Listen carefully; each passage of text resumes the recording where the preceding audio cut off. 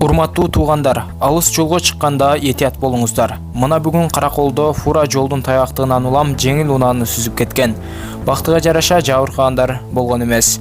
Кышкы дөңгөлөктөр жана унаанын дөңгөлөгүнө тагылуучу септерди алып жүрүүңүздөрдү суранабыз. Видеого лайк басып, жана туугандар, каналыбыздагы эң туура жазуучуларыбыздын катарына кошулуп, подписация деген кнопканы баскандан соң жанындагы коңгуроочону сөзсүз түрдө күйгүзүп коюңуздар.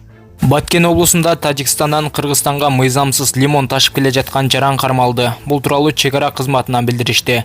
Маалыматка караганда 9-декабрда Лейлек районунда чек арачылар Кыргызстандын 37 жаштагы СС аттуу жараны башкарып келе жаткан Mercedes-Benz Sprinter унаасын токтоткон. Унаанын текшерүү учурунда 2,5 тонна лимон табылган.